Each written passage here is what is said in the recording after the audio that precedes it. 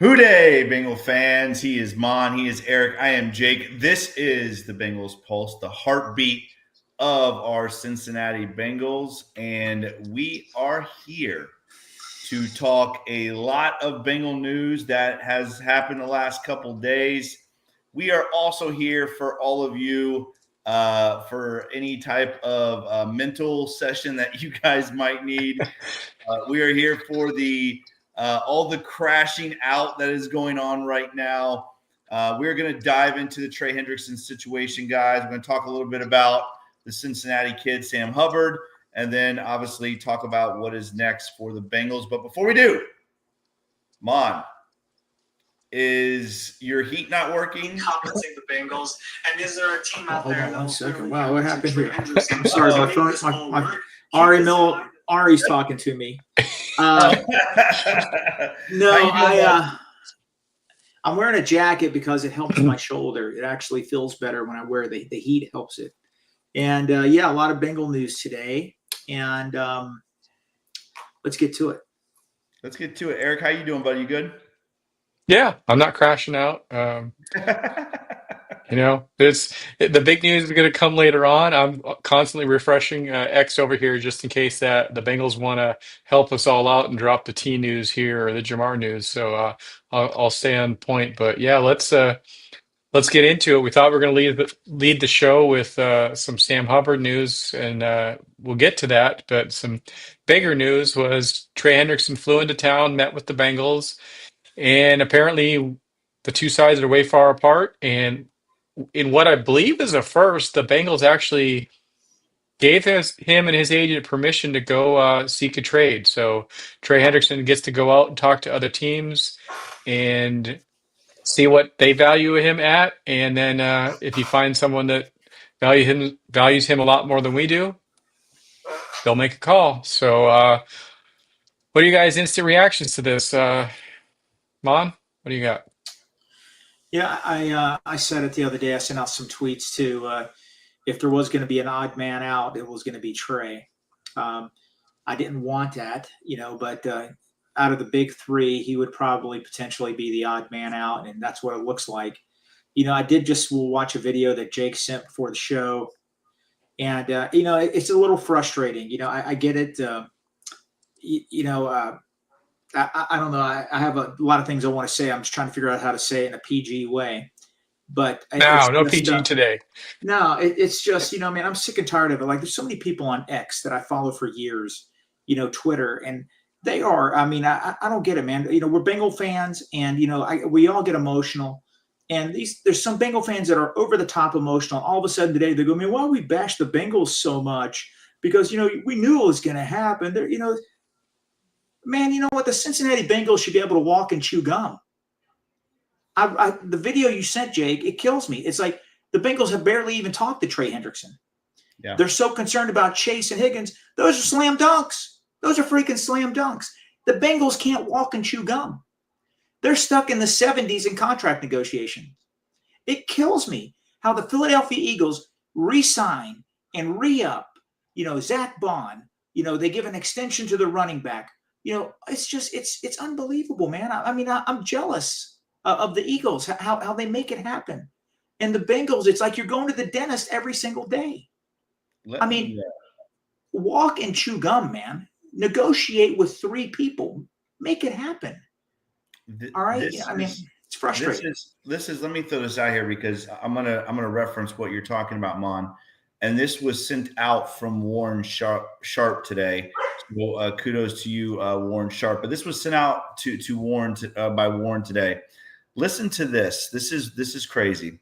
The Bengals and Eagles both signed their quarterback ones to extensions in 2023. Okay, so both Jalen Hurts and Joe Burrow were signed to their franchise extensions both in 2023. What has happened since then? The Bengals re-signed one contract over $40 million. That was to Logan Wilson. The Eagles, eight players they have signed for over $40 million. And those players are not scrubs. A.J. Brown, Landon Dickerson, Lane Johnson, Devontae Smith, Jordan Mailata, Zach Bond, who they just signed, Darius Slay, and of course, the best running back in the NFL, Saquon Barkley. 8-1. I think that is what Mon is referring to, is just the frustration of this team. And again, I'm going to talk about my feelings on Trey Hendrickson and the money and the age and all those type of things. I'm going to talk about all of that here shortly.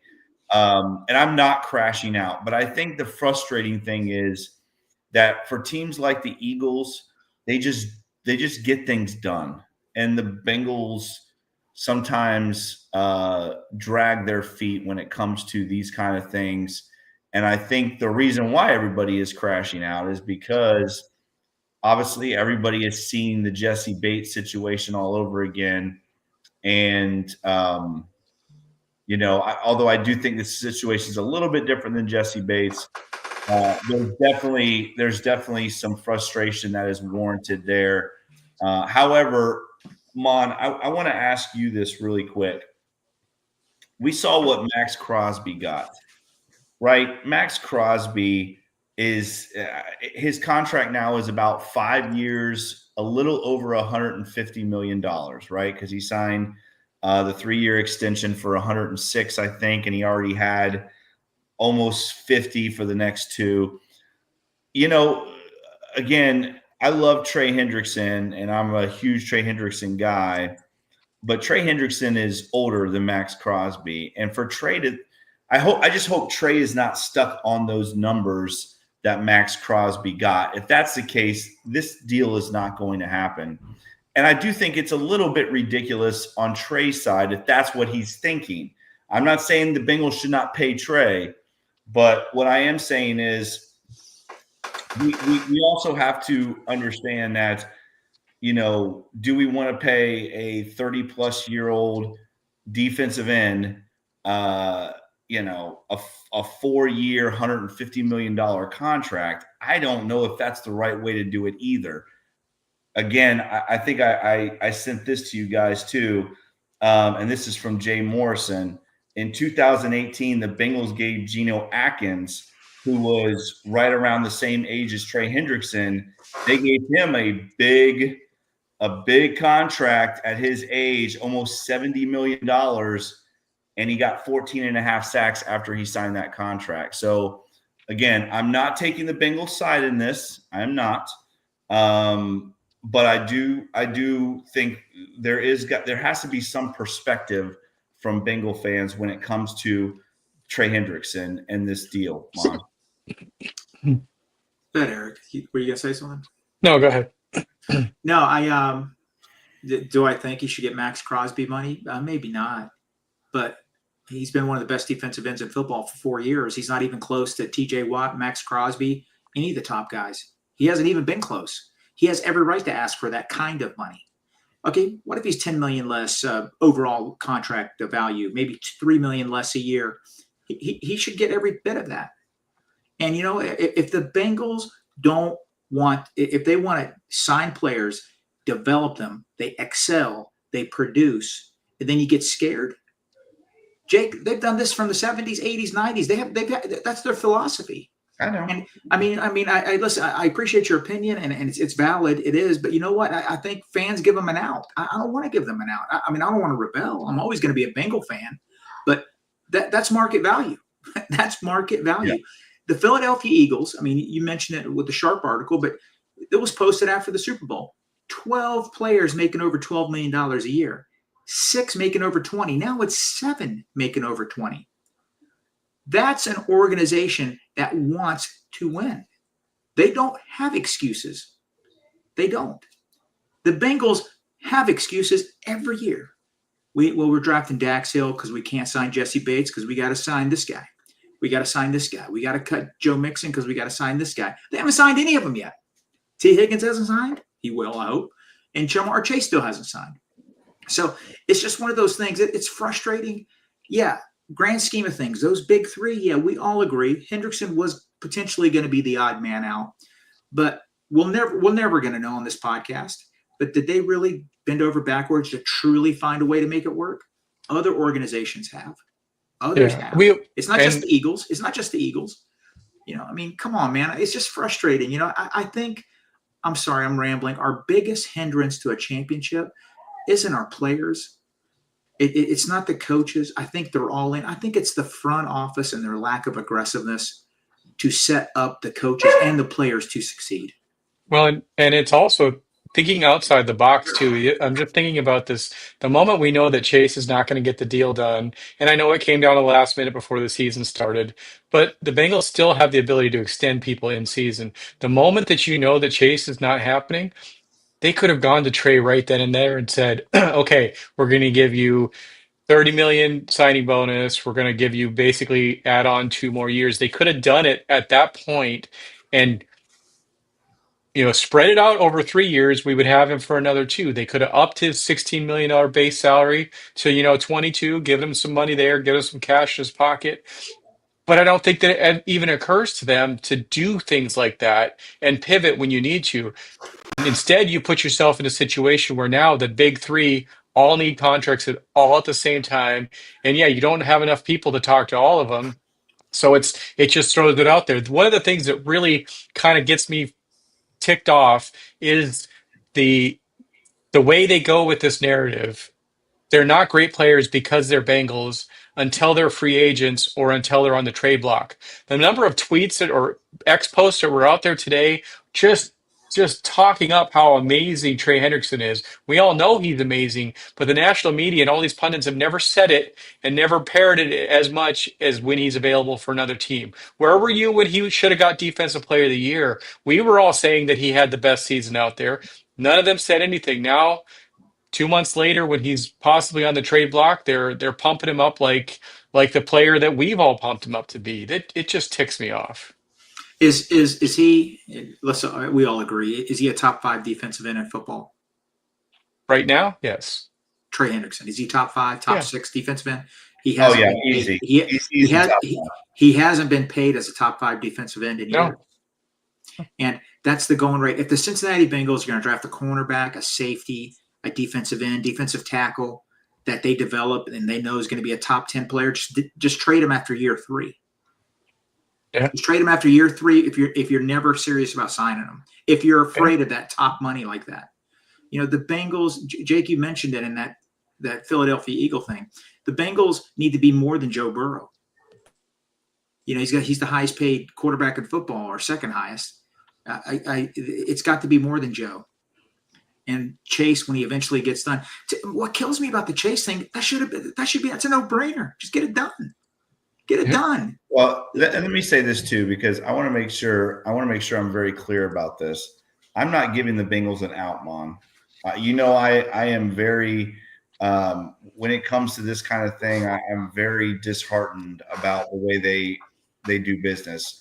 I am playing devil's advocate, I think, a little bit when it comes to, I'm definitely on the side of caution when it comes to throwing a lot of guaranteed money to guys that have hit that 30-plus year mark when,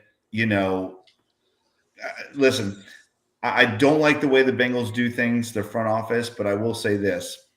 Not giving players guaranteed money has really – it has also helped the Bengals in many instances where they haven't been stuck with these crazy contracts after a player – falls through after a year. And again, I'm not giving the Bengals an out here. I'm just playing devil's advocate. But has it really helped them? Because those savings, those outs, the way they structure the contracts, it's not like they're rolling that money over into another player. Yeah, I agree with that. Like I said, I think, the way that they do things, and I think Eric kind of touched on this too, the way that they do things is just so it's never like outside of the box thinking, right? It's like there's like tunnel vision. Anytime they're doing these contracts, it's like complete tunnel vision. We are never going to alter either way of how we're going to do things. And I think that to me is what the biggest frustration for me is that all these other teams figure out ways to restructure contracts. I mean, we've seen it this week alone. I think we have seen 5 or 6 top guys restructuring their contracts to open up money. The Bengals just don't do anything outside of the box. And to me, that is what is more frustrating. Again, I don't want to throw a bunch of money at a 30-year-old guy. Now, Jesse Bates is a different story, and that's what I was talking about earlier. I am pissed. I'm still pissed about the Jesse Bates thing. But, Trey, go ahead, Mon. I'm sorry. No, that's a valid point. That's a valid point. As Bengal fans, as all of us are, everybody that's in the chat right now, yeah, we call it outside the box because for Bengals and the organization, it is outside the box thinking. But for the rest of the NFL, it's common practice. They've been doing it for years. Yes. But it's outside the box for the Bengals. And, yes. And think about it. I mean, and you're right, Jake. You're absolutely right. I just want to go back. Let me circle back 1 second. If you listen to Jay Morrison on Paul Dehner's show, he brought up an excellent point. Top 6, 7 all-time sack leaders in the NFL. Chris Dolman, the guy with the long hair, Kevin Green. Was it Kevin Green? Yeah. Kevin Green, Jared Allen, Bruce Smith. They got a majority of their sacks after the age of 30 in their total career mark. So players can still perform. Quarterbacks are playing until their 40s. Players are going to start playing productive. I mean, 30, like Jay Morrison brought up in the pod, is 30 really the new benchmark? And maybe it's going to be 33, 34 now. And Trey Hendrickson has improved. I just want to say, I'm not doom and gloom. If they turn that $16 million into a couple of really solid vets, that draft pick into a solid player, we might be better off. Circle back and clip this and say, look at Mon, doom and gloom, and it worked out for us. I'll be the first to admit I was wrong. But they got to do that. Can we put up, Eric, real quick, because we have a couple of super chats. I really want to get to Vaughn's if we can, because I think that's really what my next point was going to be. So finish your point, and then I'm good. Go ahead. All right, before we got to that, I wanted to just put up another comment from earlier on because I want to know your guys' thoughts on this too. Because Mike asked earlier on, what's the price tag to let Trey go? Can I do this one first, please? Yeah. Listen. Because I think Mon and I will do point counterpoint on this one. So I want to go first because I'm going to go high end, and I know Mon might not do that. So to me, it is, if there is not a first round pick involved in this, I am not answering the phone. I don't care what else is offered. If there is not a first round pick thrown into this, I am not saying yes to anything. Again, I know what it has looked like, but there have been some crazy edge rusher deal. Remember Khalil Mack's deal? My buddy who is a big Bears fan, they're still paying for that deal.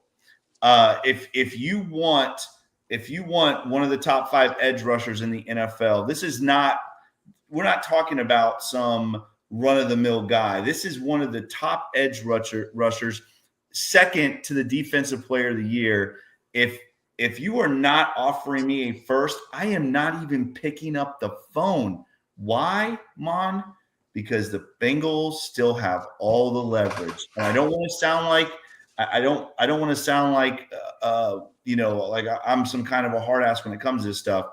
But in this situation, and this, I'm going to tie this into Vaughn's point. The reason why Trey is in this situation is because his agent gave him a bad deal. The agent is just as much a fault of this as the Bengals underballing him, so to speak. His agent gave him a bad deal. Now Trey Hendrickson is paying for it. And it is. I love Trey. Again, you guys know I'm a huge Trey Hendrickson fan. But for me, the Bengals have all the leverage here. Trey has zero. Trey is still under contract for 1 year. He has zero leverage. And I know some people think that the Bengals and Mike Brown are going to be nice about this, but let's remember, Mike Brown does not allow players to go seek trades. This is very rare what has happened. Mon. You and I know this being 40 plus. So I'm telling you right now, this is going to be the Bengals basically saying, listen, Trey, go out and see what your worth is. And if you can get us something that is our worth, then we'll talk. But I'm telling you right now, guys, the Bengals are not going to take anything on their end that is not in the wheelhouse. And I think the wheelhouse has got to be a first-round pick plus, not just a first-round pick plus. Mon, what do you think? Yeah, I mean, nobody's going to pull one over on Mike Brown.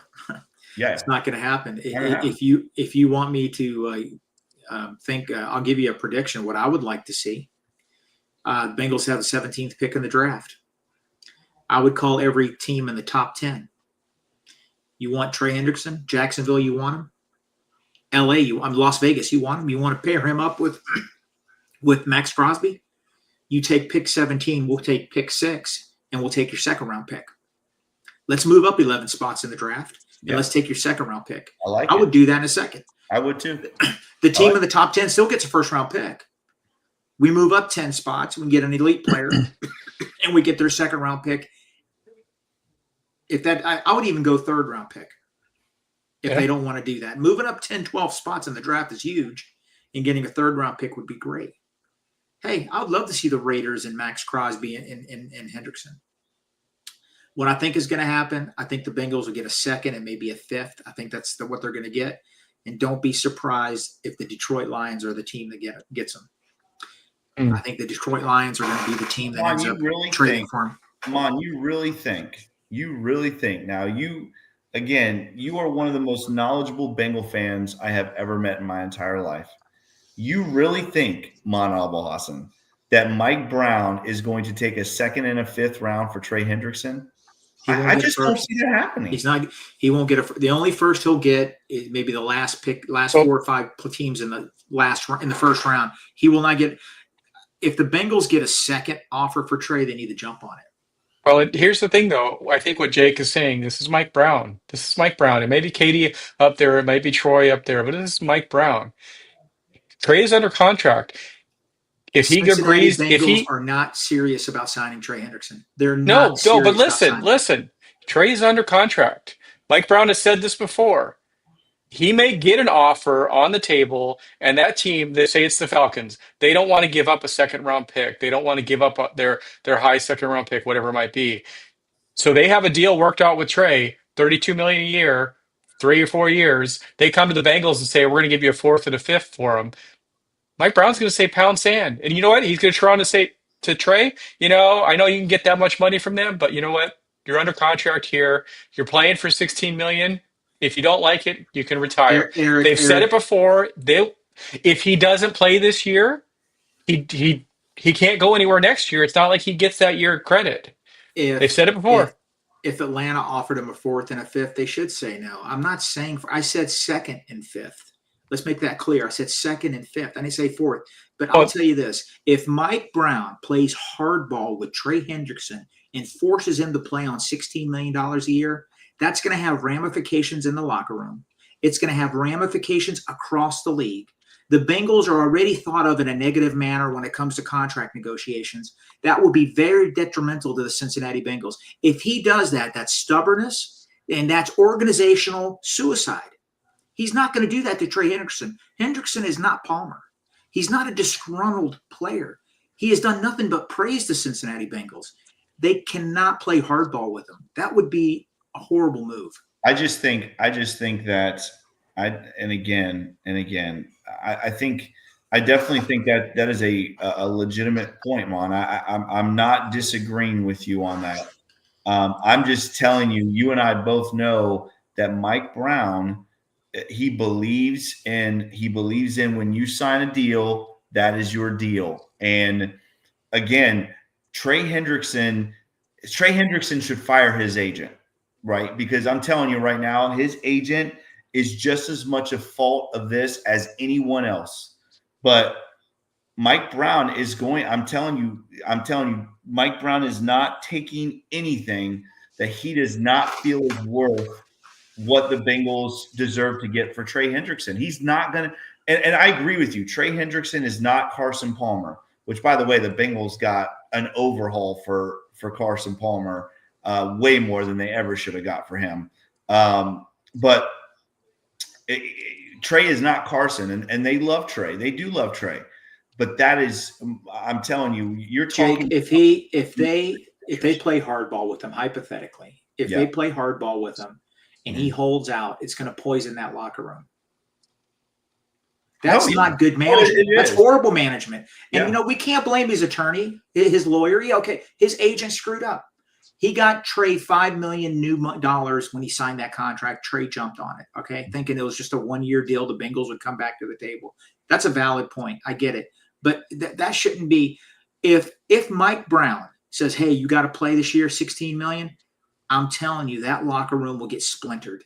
It will get splintered, and it's going to – man, we don't need that. We talked about it a few weeks ago. We don't want injuries in training camp. We don't want Jamar Chase holdouts. We don't want T. Higgins hold-ins, whatever they're called. We don't want that, man. We want these guys focused on football and football only. And I don't know, man. Well, and we did see how that affected week one and really cost us the playoffs because those negotiations were almost done and didn't happen on Saturday. It really affected that game. It didn't affect just Jamar. It affected more than that. So that is a fair point. To get to our other super chat, Nandan asks if we think this is going to change the draft free agent strategy. Has it completely changed now? I think we were always thinking they were going to get another edge rusher, but what are you guys thinking? I don't think it changes it. I really don't. I think. I said this. I said this earlier. I think. By the way, thank you very much, Nandan, and thank you, Vaughn. Both of you guys. We really appreciate the super chats. I don't think this changes anything because I have said all along. I think maybe we go running back with one of our picks. I think the rest of the picks are going to be defense oriented. And I think 3 or 4 of them are going to be defensive line. I don't think it matters what happens with Trey Hendrickson. This is one of the best edge rusher drafts in the last 2 decades. And the Bengals are going to retool that entire room with or without Trey. This does not change anything for the Bengals. I don't think, at least, because I think they're already looking at edge rusher with the number with their first pick. And maybe their second pick too, because this draft is loaded with edge rushers. I will say this, for this to happen now with Sam Hubbard retiring, Trey Hendrickson situation, at least it happened on a year where the draft is loaded with talent. And I'm going to say this too, and I'm sorry, I'm kind of extending this a little bit, but I'm going to say this too. Trey Hendrickson needs to realize that his worth is probably not going to be as high as he thinks it is, because of this draft and how loaded it is with edge rushers, Mom. Yeah, the Bengals are definitely going to target the trenches. They really were. And they're going to spend a little extra time on defensive end right now. The Bengals were 30th and 31st in sacks last year in the NFL. And the guy that's given him 34 sacks over the last 2 years is more than likely gone for the team. And, man, listen, I'm a little salty tonight. I'm a little upset about it. Other things going on with my shoulder and all that. But man, I mean, like right now, I mean, Jake, I don't know why you say that. Let the guy get his money. He deserves the money. We shouldn't expect him to give us a discount.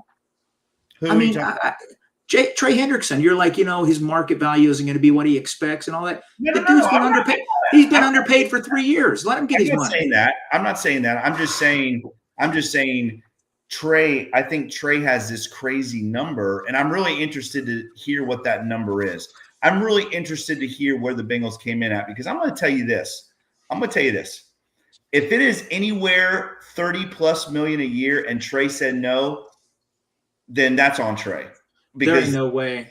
So here's the question, you guys, because this is my fear. He's going to go to Atlanta and he's going to negotiate a deal, and we're going to get a 3rd round pick for him or a 2nd round pick for him. And then the contract detail is going to come out, and it's 3 years, $26 million. What are we going to do when it's something like that? 3 years, $26 million a year, like a reasonable contract. And then that's going to make the Bengals look like they didn't even try. Would 3 years, $26 million a year to you guys make it feel like the Bengals didn't weren't even trying to re-sign him. I Who's the mean, highest paid? Who's the highest paid defensive end in football? I Well, mean, Max Crosby just signed Max that Crosby now. He's the highest paid non-quarterback. Who's number until two? I'll have to look it up. Um, I mean, is it Daniil Miles Hunter? Garrett. Maybe Daniil Hunter. I'm not sure. I'm not I sure. think the five highest paid defensive ends, average them out. That's where Trey needs to be. Maybe not at the top. Maybe not the top 2 or 3, but he's not even close to being there. And if I think the Bengals offered him. If I had to guess, I'm thinking 23 to 25 million a year. Okay. So Nick Bosa 34 a year, Josh Hines Allen. Okay, sorry. Max Crosby tops this. I think he's what 35 a year. Nick Yes. Bosa 34, Josh Hines Allen 28, Brian Burns 28, TJ Watt 28, Miles Garrett 25. So 26 would put him in the top 5. I mean, Um, Miles Garrett's getting 25, and I know that was done a year or two ago, but guys, I'm telling you right now, if the Bengals were in the range of 28 to 30 million and Trey said no, that's on Trey Hendrickson. I will have no sympathy for that. I'll have no sympathy. But you know what's going to happen? It's happened in the past. They go, "Oh, the Bengals are really close. They were close with Marvin Jones. They were so close here and all that." Were they really? You know, I mean, it's funny. Like an insider for the team goes, "Well, this was it really?" It's like what's happening in the world now. Like, oh, we so this, that, and this.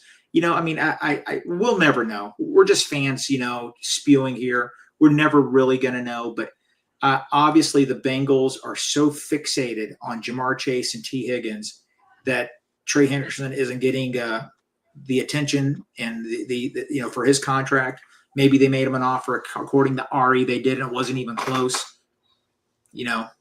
And again, too, I want to make this point, and then we can move on if we need to. But I do want to say this is just remember, Bengal fans, before you start crashing out, this is the Bengals just allowing him to go and see what's available. This is not the Bengals are trading Trey Hendrickson. This is not that Trey Hendrickson is not on this football team next year.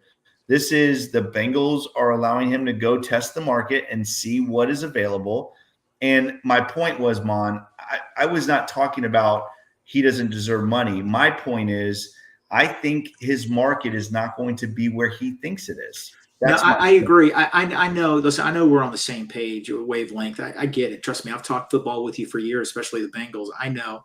But I just think a lot of fans, I'm on Twitter and everything, and, you know, they start attacking the guy. He can't play the run. He's this, and he's terrible against the run. You know, why is it that Bengal fans on X and Twitter, they expect every superstar for the team to, hey, man, give us a discount? It's like we've been conditioned by this front office to be Walmart shoppers. We're in the NFL, man. Yeah. 68% of the revenue is shared by every team. I agree with that. Small market, large market, it doesn't matter. They get the money, you know, and we need to stop just like, you know, hey, man, you know, Mike Brown needs to step up to the plate when it comes to these contracts. You know, I think he's a good man. He wants to win, but he wants to win on his terms. Yeah. And you can't do that in the NFL. I'll say it right now, man. I'm a little depressed about it because every year, man, it's always like pulling teeth. Hey, next week they're going to sign some good players. We're going to be a good team. But, you know, are we getting ahead? More than likely, Trey's gone. Our best defensive player, Mike Hilton, who people don't agree with me, I think was our second best defensive player. They're gone. I agree with that. So some young guys need to come in and step up to the plate and become leaders. Hey, man, somebody's got to get us 17 and a half sacks next year. Is it going to be 2 or 3 guys? I don't know. Yeah. And that's a big void. Well, and that's a big thing, and that's the big reason that they did choose Al Golden to be our defensive coordinator. Didn't think it was going to be this big, but as Vanguard says, asked, are we drafting and playing rookies on our defense this year? And as we stated last year, you know, we probably wouldn't have been worse off if we put Trey Hendrickson out there with a bunch of rookies. Lou really didn't want to do that, but this puts a lot of pressure on Al Golden. We hired him because he's very good at training up these young men, a lot of freshman players, but he's going to earn his stripes really fast. And if he can't get these young guys to play quickly and to buy in and to understand, he's going to be up for a rude awakening.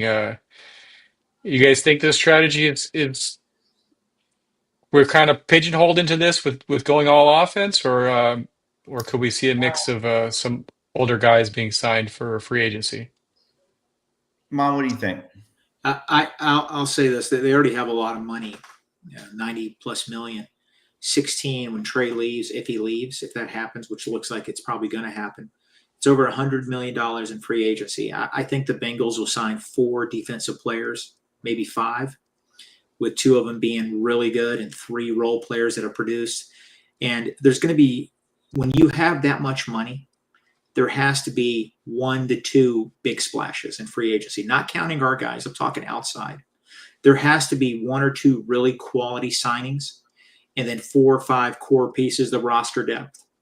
And when you have that much money, there's no excuses. If there's one of the top tier defensive linemen, Milton Williams, if you're not paying Trey $16 million a year, won't you add 4 to that and pay Milton Williams? All right. Oh. And there's money there, and hopefully they use that wisely, and they use it on players that can improve the roster. Oh, we got a super chat from Fuzzy Balls here. Thank you, Fuzzy Balls. He says if Trey wanted 30, we could sign 3 free agents for 30 million that could start in 2025. And I heard this earlier, and people were trying to argue, well, you couldn't sign 2 that would give you Trey's production. Let's talk about it a little bit, because I don't think you necessarily are going to be looking to get all of Trey's production out of these 3 people. But you could significantly improve your defense if you go and get a $12 million defensive starter, an 8 million and a 10 million. You may shore up 3 positions with really, really good guys. They may not give you those 17 sacks, but if you've got 3 guys when you just had 1, I mean, that's got to improve your defense, right? What do you think about this? Yeah, I mean, I agree. By the way, thank you, Fuzzy. Always appreciate you and the things that you all your super chats for our show. We really appreciate that. Listen, I'm on board with that. Guys, listen. This team, we know, is built. The money is going to go to the offensive side of this team. I'm telling you guys, they're gonna get 2. They're gonna go out and spend a lot of money on 2 guards, and the defense is going to be. You got a new defensive coordinator. You got a whole new defensive staff. I do think there is some truth to the thought process of some people saying, are we really just going to spend more money on the same defense and run it out there next year? I think there's some truth to that. I do. Again, I'm not saying I want to get rid of Trey Hendrickson or Mike Hilton. I love both of those guys. I want to keep them. I want to make sure that's very clear. I do think, though, there is some truth behind, that this Bengals defense, it was already going to be retooled, right? And I think that's where this Trey Hendrickson situation comes into effect, is that the Bengals were already going to go out. This whole defense is going to look completely different than what we have seen these last couple of years. And I do think there's some truth to what Fuzzy is saying, Mon, that you could go out and get 3 guys for the price of Trey Hendrickson, as long as they are guys that hit. And I think that's the biggest thing is, right, guys, if this happens, if we lose Trey Hendrickson, the Bengals have got to hit home runs in the draft and hit home runs in free agency, or this franchise is never going to hear the end of it, because they haven't done it the last couple of years, Mom. No, that's a good question, Fuzzy. I'll say this. I think they can sign Trey. They could sign all 3 and still add players to do that. Would they add 3 players? No, maybe 2 on defense. They need to be able to walk and chew gum. All right. 35 sacks in 2 years. That's going to be hard to replace. If you want to sign 3 guys at $10 million a year, again, bargain shopping, convenience store, Walmart shopping, and if they can combine, give you 17, that's fine. All right.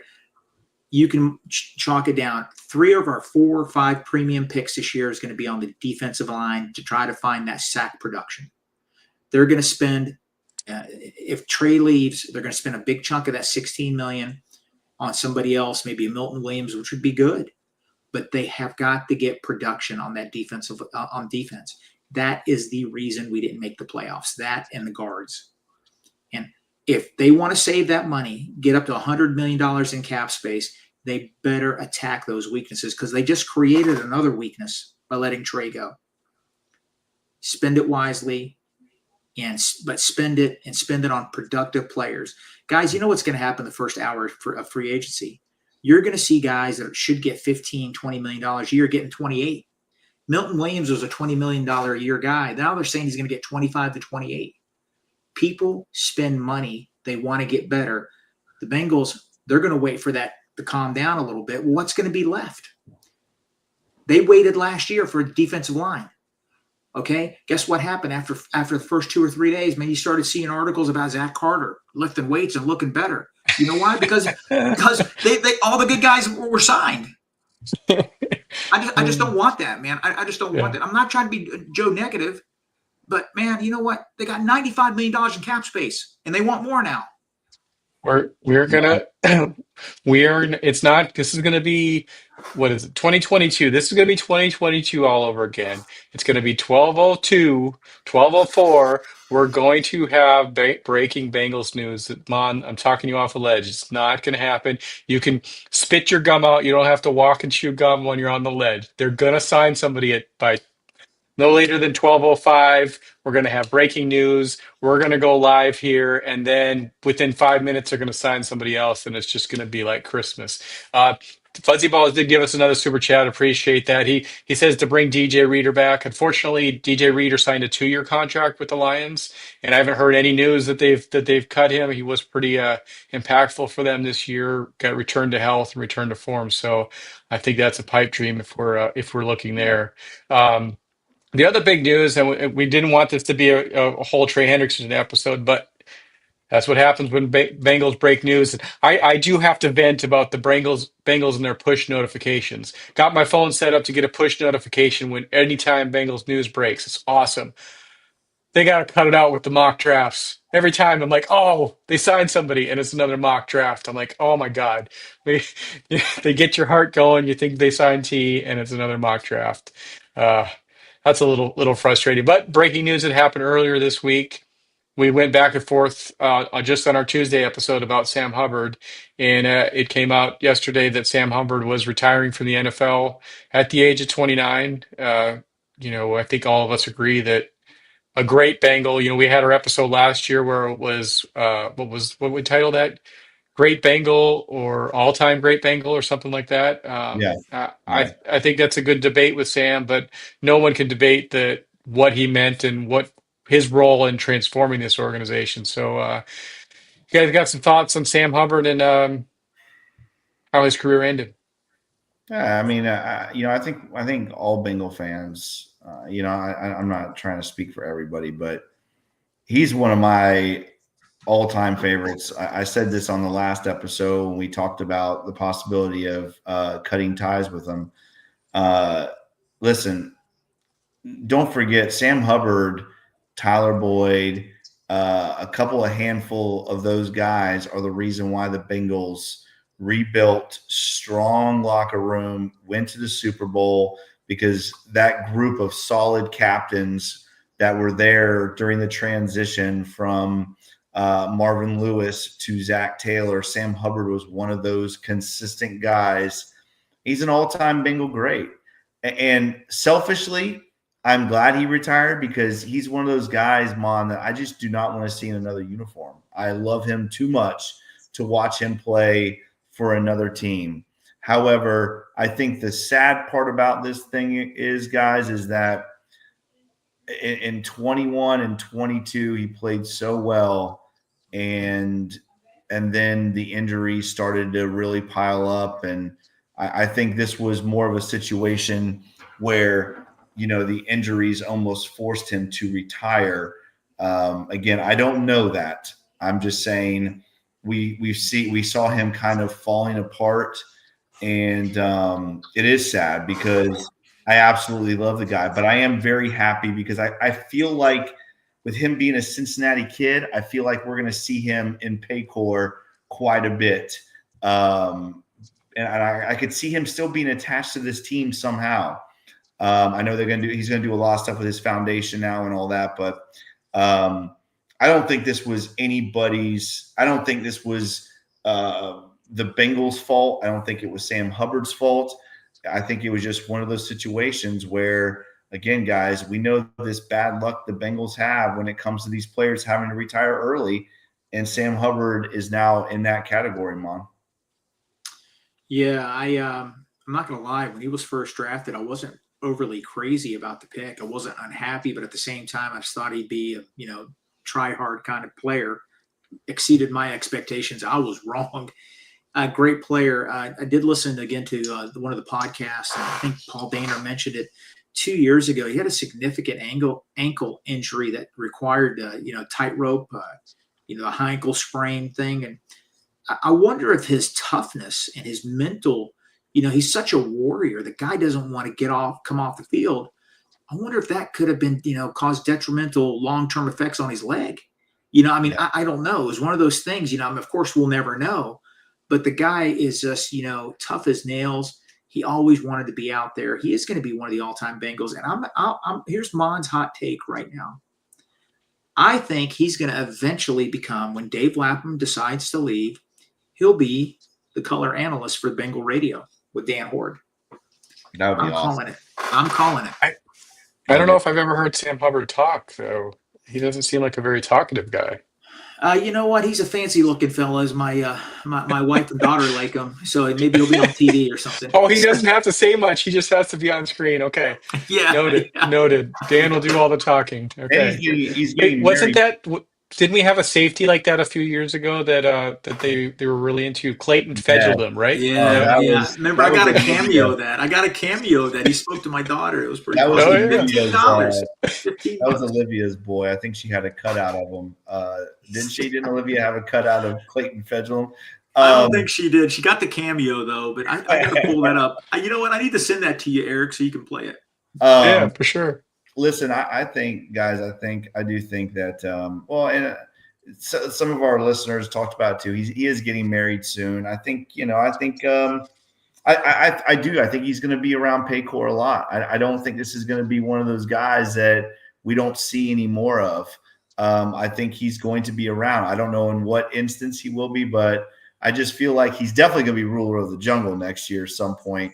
I just think he's going to be around. Real quick, I want to throw this out here because this has to do with Sam Hubbard too. We talked earlier about, and you said it, Eric, and I listen, I want to make sure you understand. I agree with this 100%. I think the Bengals' biggest fault when it comes to this signing their guys is they wait to the last minute to do it, right? This is something that if they would have signed these guys early on, we wouldn't be talking about this right now. But I also think besides that, the real problem is this. I'm going to throw this out here to you guys real quick, and I want to get your thoughts on this. The Bengals defensive line, these are the Bengals defensive line picks since they signed Trey Hendrickson. Now, remember, guys, they signed Trey Hendrickson in 2021, the year we went to the Super Bowl. Look at, oh my God, me and Clayton go way back, Olivia. I knew you had a cutout of him, Olivia. Listen to these defensive line draft picks by the Bengals since they signed Trey Hendrickson. Here we go. Joseph Asai, Tyler Shelvin, Cam Sample, Wyatt Hubert, Zach Carter, Mon's favorite, Jeff Gunter, Miles Murphy, Chris Jenkins, McKinley Jackson, and Cedric Johnson. That is the list of guys they have drafted since Trey Hendrickson. You want to know why there's an issue right now with this whole Trey Hendrickson thing? It's because the Bengals do such a terrible job of drafting that position and developing that position. That is why we are in the mess that we are in now, man. Having to worry about paying our elite pass rusher $35 million a year because the Bengals have not done a good job. Duke Tobin and his whole bunch have done a crappy job of developing and drafting players. That is 1, 2, 3, 4, 5, 6, 7, 8, 9, 10 defensive linemen the Bengals have drafted since signing Trey Hendrickson, and not one of those guys again, I know Chris Jenkins and McKinley Jackson and Cedric Johnson are rookies this year, but the rest of those guys are. That's why Al Golden's here. Well, That's why Al Golden's here. Osai's well, going to be back. and well, Osai's Mulligetta. I don't think Osai's coming back. But one of the big things in there, has harped on this for years. They tend to draft, big free agents replacements a year before they're going to hit free agency. Miles Murphy was supposed to come in and probably replace Trey Hendrickson. But what happened? Miles Murphy's rookie year was a waste. They didn't get him out there. They didn't let him try. I think he got 1.5 sacks, but he was barely out there because Lou didn't want to have him go and try and develop. Well, what did that do? That pigeonholed them into.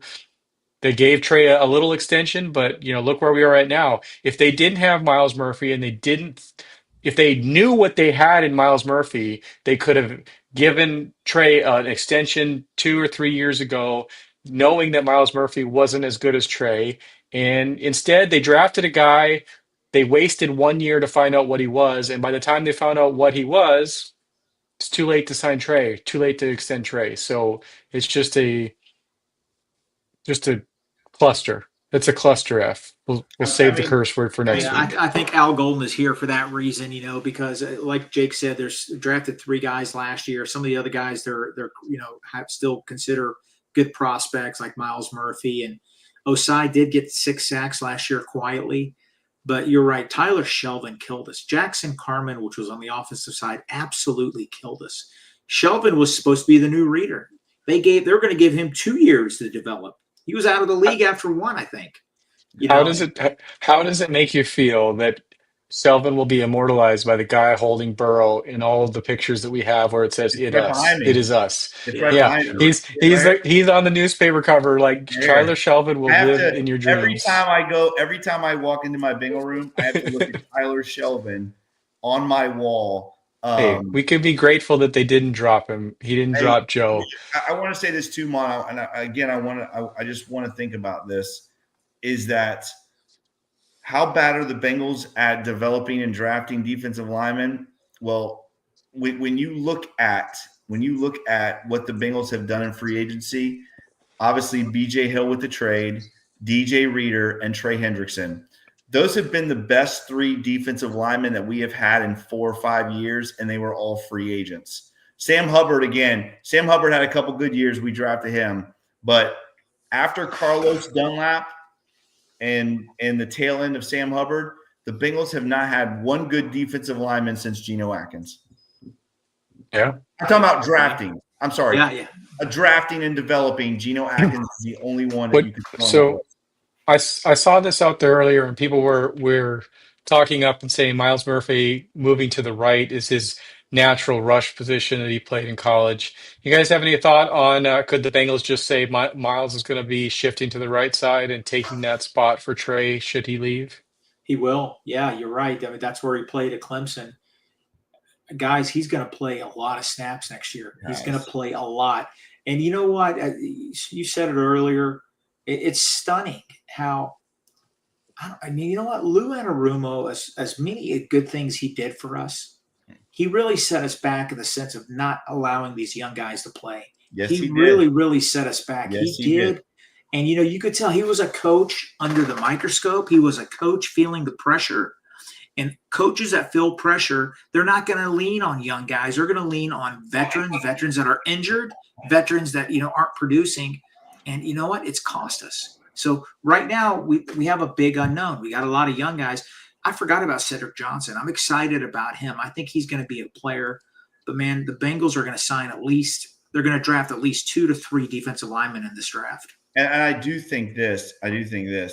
Again, if Trey Hendrickson, if we trade him and we get a first-round pick or whatever we get, again, it better not be anything less than a first round or I will crash out. But if the Bengals do that, again, I am not giving up on Miles Murphy. I don't want it to sound like that. But we better not go into the season. To me, that's like going into the season and saying Zach Carter is going to replace DJ Reader. Like that is the same mindset that the Bengals had this year of saying Zach Carter is our guy. Again, I don't want to put Miles Murphy because I think Miles Murphy is better than Zach Carter. I don't think it's even close. But if the Bengals go into this season thinking that Miles Murphy is Trey Hendrickson's replacement, we are in deep, deep doo-doo. Yeah, So I think it's going to be a committee. I think they're going to throw multiple bodies out there. But what if we get a team like Chicago or Carolina, somebody that comes out there and offers us their second round pick? So Carolina, eighth pick in the second round of the draft. Chicago, 10th pick. Um, Jacksonville's in there, Las Vegas. One of those teams, probably not Vegas, but Carolina. Now you're sitting at the eighth pick in the second round, and that's kind of where someone is slated to go. Could we finally see the Bengals replace Jesse Bates? Eighth pick in the second round could be Xavier Watts. Is that something that intrigues you guys? That definitely intrigues me because we can finally stop talking about Jesse Bates. yeah, I mean, it could happen. He's a Notre Dame guy. Absolutely. Watts, if he's there in the second round, I think Al Golden will pick him in a second. But again, it's another high draft pick to replace a player that we should have kept. But it is what it is. That ship has sailed. But if Watts is there in the second round, I think he's a Cincinnati Bengal. Yeah. Yeah, I mean, and that's kind of my point. Yes, we'd like a first, but if we got the eighth pick in the second round, you're probably going to have a good shot at Xavier. So would you be, Jake, Xavier for Trey? No. Okay. I'm telling you, I will lose my mind. If there is not a first-round pick involved in the trade, I will lose my mind. I will lose it. I'll be right back, guys. I'll be right back. Okay. Unless we get a ridiculous you threw this out here to us, Eric. I don't know if you got this from somewhere or this was you. What was the draft? I'm not the draft. What was the trade situation that you threw out to us earlier? That was somebody on X speculating. They said I don't remember the guy's name. I think it was one of the guards for the Colts who makes 18 that's million. what it was. It was the Bengals. The Colts receive. This was from Parada. This is from Parada. Andre Parada. Just some guy on X. Yeah, just some guy on X. He does really good work, by the way. If you guys do not follow Quentin him, Nelson, yeah. he does real good work. But he had the Colts receiving Trey Hendrickson and the Bengals getting Quentin Nelson and their third round pick, which is 80th overall. Listen, I am all for that. If it's a guy like Quentin Nelson, if you're telling me the Bengals are getting one of the top 5 guards in the NFL, yes, I will trade Trey Hendrickson tomorrow. But I'm telling you right now, if it's for a second and a fifth round pick, I will be crashing out. I mean, you want to get clips for this show? Have me on if that's what happens, because I will lose my ever-loving mind if that's what happens. I just can't see the Bengals paying a guard 18 million a year. I know it seems to be a straight one for one, but I was on that boat before, but I think the Bengals realize how bad the guard play is, which, by the way, if we have any Raiders fans that watch this show, oh, buddy, I'm so sorry for you guys. Whoever your quarterback is, I know you guys really don't have a quarterback, so you really have nothing to worry about, I guess, but I think they just released Gardner Minshew, so you really have no quarterback. But man, oh man, good luck with Kappa. Yeah, you know what? A lot of people are on Twitter speculating that Trey Hendrickson was offered over $31 million, $32 million a year. I will lose my mind.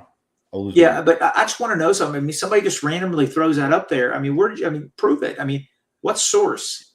I mean, where'd you see that at? I haven't seen any of that. There's like 4 or 5 people talking about it, and you just randomly throw this out there. I mean, that's stuff that I could say, yeah, man, they offered him 35. I have no source. I mean, is there an agenda there to try to make somebody in the front office look okay? You know what I saw too. Mon. I wanted to say this. I know we need to get out of here soon, but I wanted to say this too.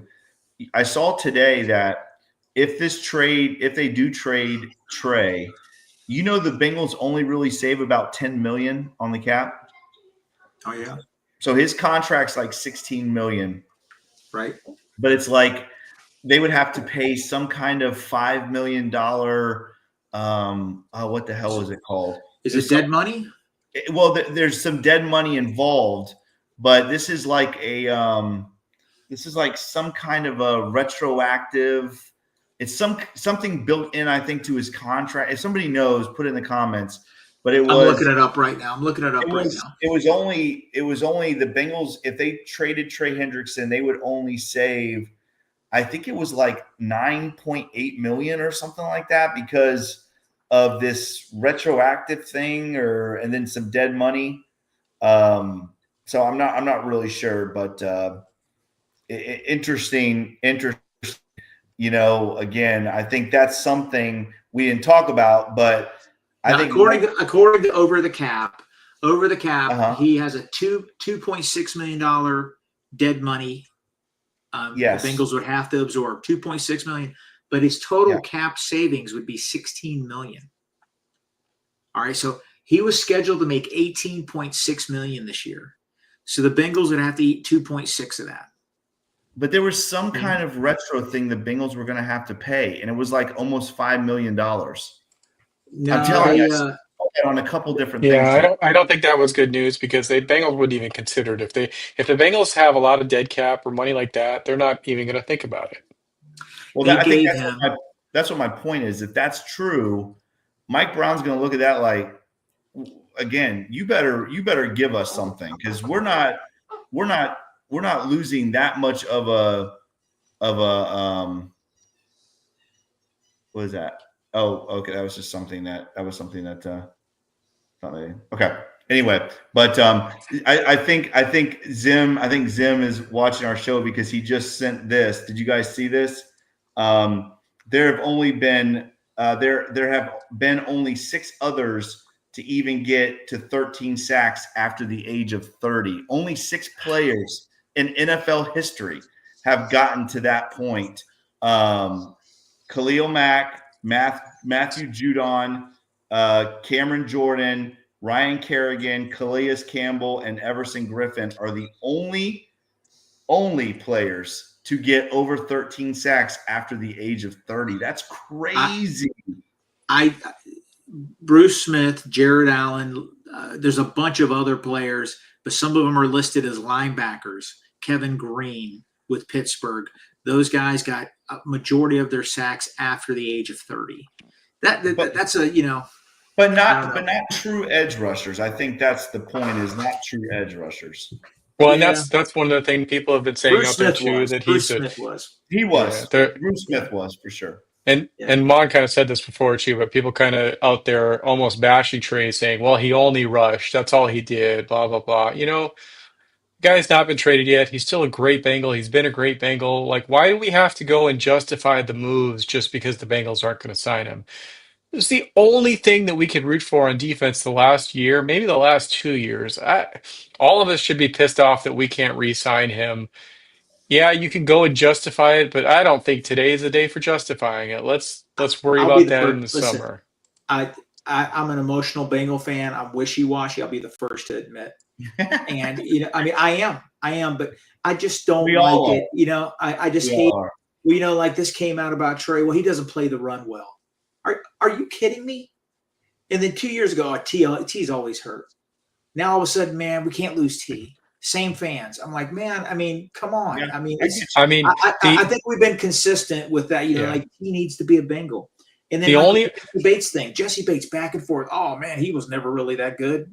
All pro. That's crazy talk. Yeah, the only argument to me that you can make is for the quality of the franchise is what Trey made when he went out there and said, I want to help the Bengals win a Super Bowl, whether that's with them or through picks. And this is the only time that you will ever have an opportunity to get anything in return for Trey. Even if he goes out and does exceed what normally happens to when people hit 30 and has 1 to 2 years good left in him, he's not going to have 3 to 4 to 5. I mean, that he would have to be just a complete outlier to go out there and dominate for another 3 or 4 years. So if the Bengals can secure a couple people starters for the next 4 years. This is the only time you can do it.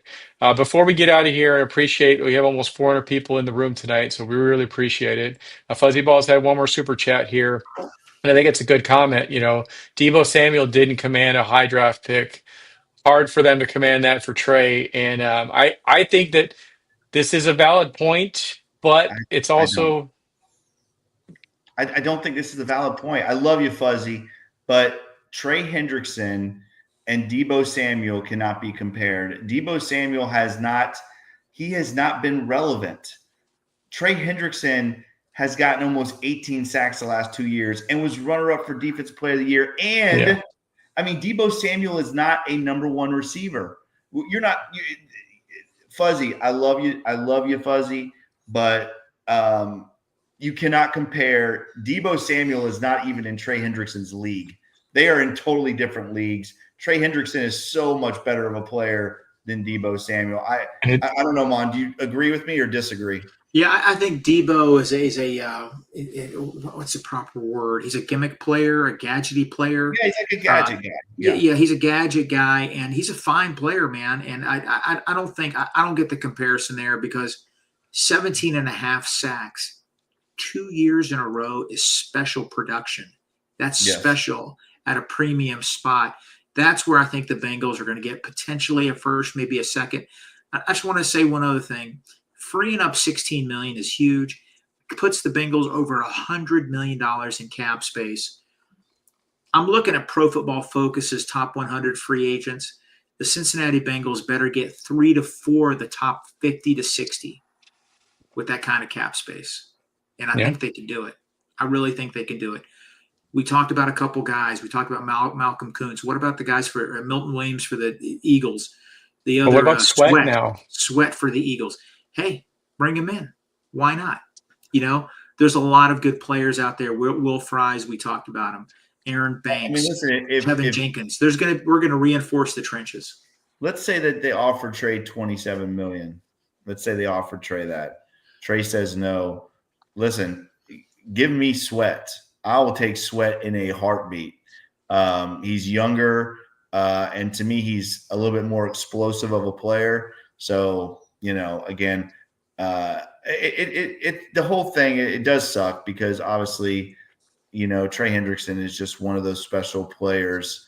But, the Bengals should have more than enough room to be able to work and get some good players. Even if they re-sign Trey, they're still going to have enough money to go out and get some really good players, Mom. Yeah, I did see a tweet yesterday, a very interesting nugget that TJ Slayton played for the Gators. He's a 6'3", 330-pound defensive tackle for the Packers. He's only 27, 28. He started a lot of games. Well, guess who coached him? Our defensive line coach. That's somebody the Bengals could bring in, could be a key reserve, that can rotate in and out. Could be our big run-stopping defensive tackle. The Bengals, they're going to spend some money, and they're going to bring in a lot of new bodies on the trenches, and that's what we need to mix in with our gadget players. It's just a shame. I got an autographed Trey Hendrickson jersey over here. It's staying up. He's going to be one of my all-time favorite Bengals. I'm going to keep it up there. And I wish him the best. I hope somehow he could stay. I agree. Hey, listen, guys. Listen, all I know is this. The next Bengals Pulse is our free agency special. We will be live Tuesday night. Hold on. We're going live when breaking news happens. Yes, but I'm talking about our free agency special show Tuesday night. But yes, Eric and Mon, I believe, Mon, you'll be on too. If there's any breaking news during the tampering period on Monday, I'll be available via phone. Yes, Eric and Mon. Mon's going to stream in from wherever he's at. It's going to be where in the world is Mon Abulhassan, and going to be exciting. But make sure, guys, you tune in Tuesday night to the Bengals Pulse. We are going to talk free agency. Hopefully, we're going to talk about all of these players that we're talking about, the Bengals signing. And hopefully by that time, we won't have to go into more of a psychiatrist show and be Wouldn't able it to would actually enjoy talking about. Listen, wouldn't it be just funny as hell if the 1201, we can sign all these external free agents, and 1201 they announced the extension for T Higgins. Like, they could do it at any point in time, but they'll wait until free agency actually opens up, or maybe 11:58, and they'll announce it, and kind of Jim, steal everybody's thunder. Jim seems to think that the T and the Jamar situation might happen at the same time. That would break the internet if that were to happen.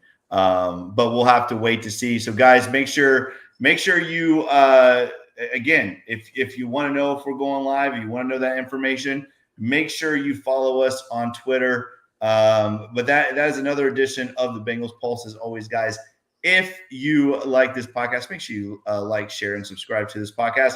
Make sure you check us out on all the awesome podcast platforms, Apple, Stitcher, Spotify. As always, guys, if you like this podcast, make sure you give us that 5-star review. We very much appreciate that. Again, as I said, Twitter. Guys, follow us on Twitter. Mon is at the Fire Mon. I am at Coach Jake Owens 9. Eric is at eFlash with 2 H's, 88. And maybe that 88 is signifying a Mike Gesicki re-signing coming up here very soon.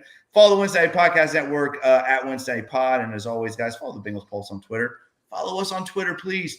At Bengals_Pulse9, the same on Instagram without the at Bengals_Pulse9.